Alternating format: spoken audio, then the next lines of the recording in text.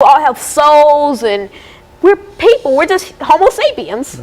And so, Lana, in a real sense, all of this information that you have in reference to racial separation and segregation, I know has to have some kind of factual basis behind it, and I think you've talked about some of the factual basis of the beginning of racial separation and et cetera and et cetera. And so when we deal with this final segment, I want you to deal with some of the court cases and some of the things that made for racial separation. So in spite of everything that you've said, there was a system that separated people constitutionally, and that's what we want to try to deal with when we come back, because I think that you've got some information that can give some credit to those individuals who have fought against some of the things that you're trying to fight against now. We can certainly appreciate that, but when we come back, let's look at some of the factual information that you have dealing with racial separation and racial segregation, and then we'll be able to, from that point on, analyze where we are going from this particular point, because I think everything that you've said is exciting and et cetera, but it really does not lay the foundation as to how we move forward. That information that you have will deal with that. And we'll be back with our audience following this very, very short commercial break.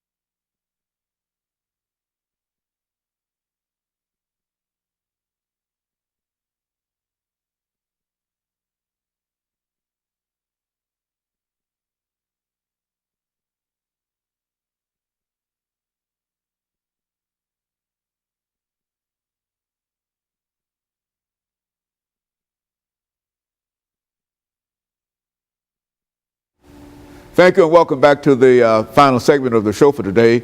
The topic is racial separation or racial segregation, and Lana has given us quite a bit of information in reference to her attitude toward equality and her attitude toward the separation of the races. But Lana, let's look at it a little deeper in terms of some of the other information that you have. Now, in the previous segments, I did say that I was Alana McLaughlin. I am Alana McLaughlin. I am 11 years old, and I go to John Early Middle School. Now, then that was the first segment of background education. Now, the second segment, I talked about how my views on racial segregation and racial separation, you know, the bus boycotts and Rosa Parks' situation, and Dr. King and how he marched for us and Malcolm X. Now, this last segment, I want to get down to more of a factual basis, because in the previous episodes, I have given more of a commentary basis. Now, let's talk about board versus education. Now, I think that the majority of African Americans are familiar with this U.S. Supreme Court case. Now, but if you're not, I'll give you a little basis on it. The Brown versus the Board of Education was a case that basically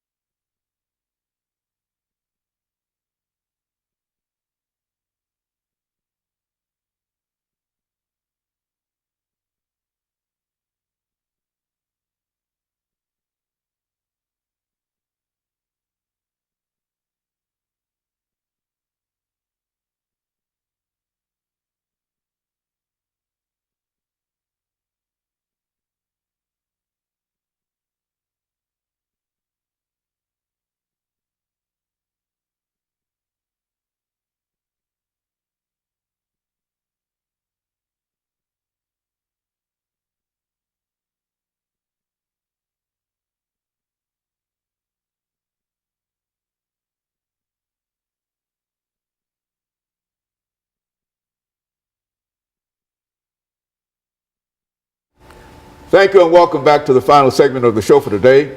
The topic is racial separation or racial segregation, and the guest is Alana McLaughlin. Alana has given us some information in reference to some of the things that she believed to be important in her own personal life, and now I think she will talk about some of the factual information in reference to separation and segregation. Let's talk about it from that perspective, Alana. As Dr. Haney already stated, my name is Alana McLaughlin. I am 11 years old and I go to John Early Middle School. Now, in these past segments, I've given more of a commentary based on like my opinion on and how I feel and how I'm tied into it. But now I want to get down to more of a factual basis.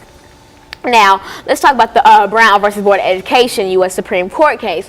Now, I think the majority of African Americans are familiar with this case, but if you're not, I'll give you a little basis on it.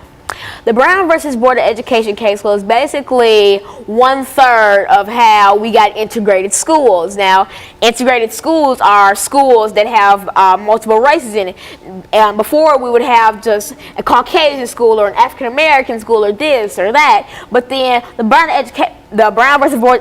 Brown versus Board of Education case basically said, hey, what's wrong with having integrated schools? I mean, because we already see African American kids who have Caucasian friends. Martin Luther King, for instance, he had a Caucasian friend, but then he was forced to stop meeting with his friend because his parents thought he was in danger of a Klan incident because he was friends with a Caucasian boy and he was African American. Now, see, integrated schools, basically. If you're familiar with like the Little Rock Nine, then you should know a lot about it. But then let me talk about the Little Rock Nine. The Little Rock Nine were a group of 9 students who went to Central High School in Little Rock, Arkansas, who basically said, you know what, they were basically the first people to really join in with the Integrated Schools Act.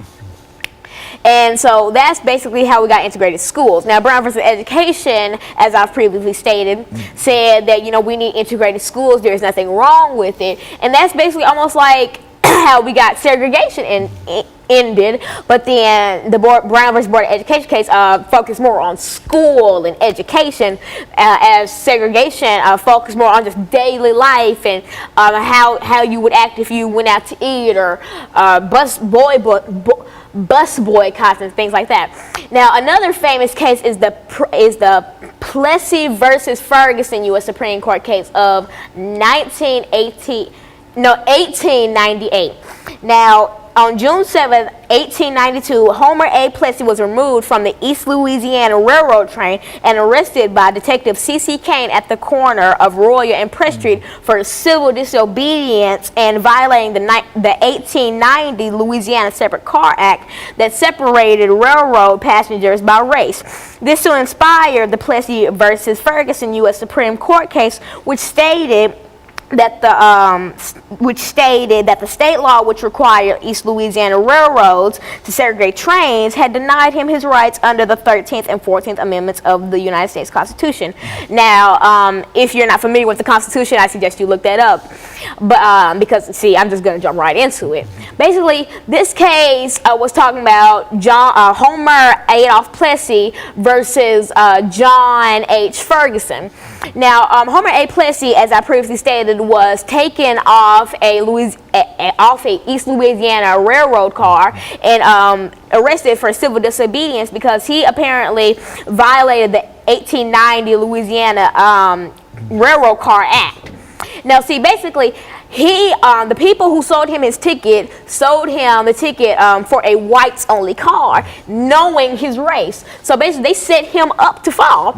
So personally, I think that that he was not at fault for anything because he was not aware that he had a whites-only ticket until he got on the bus, and then Detective C.C. Kane came up and said, "You're under arrest for civil disobedience." Then he finally went, "Oh, they sold me a ticket for the whites-only car when I'm obviously African American." Now, see, thankfully, when they took this to the U.S. Supreme Court, Homer A. Plessy was not charged, as they previously stated he would be, but he finally understood how they basically tormented and bullied him because of the fact that he was African American. Now, see, this also ties in with bullying, which has expanded to modern day cyberbullying, which is bullying with, you know, electronics like this iPhone or a computer and such. And so basically, that's one of the earliest instances on record of the U.S. Supreme Court case that basically shows that he was bullied. And so Homer Adolph Plessy was basically he got to live his life after this. He got to move forward, basically, and that's what I want to do in life. I want us African Americans, us Europeans, Germans, Italians, Creoles. I want us to move forward.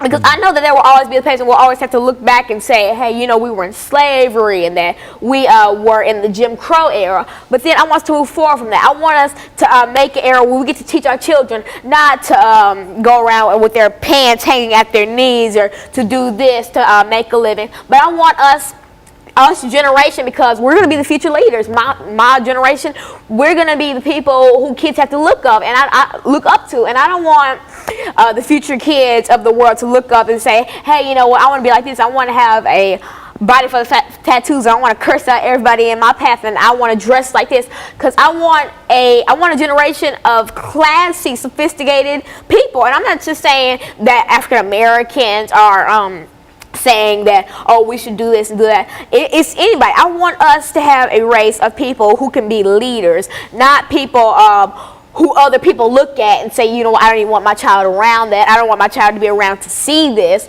because I want a generation where people can say, oh, I'm just so glad I raised my child like this. I don't want a generation of, look at that hooligan robbing a store. And I don't want a generation of stereotypes. Now, if you're not familiar with stereotypes, you probably already know one, like the black people only eat fried chicken and drink Kool-Aid stereotype. Those are types of stereotypes where people think that a race does this, but really we don't. I mean, not all African Americans like fried chicken and Kool-Aid. Not all African Americans dress like this, so listen to that, because we're all unique. I mean, with the same skin color, we're all Homo sapiens, but we have different personalities because we're all different. But then we're all the same from a big view of it, we're all the same, but then from a little view, if you look at every little aspect, we're all different. And so Lana, looking at the Brown versus the Board of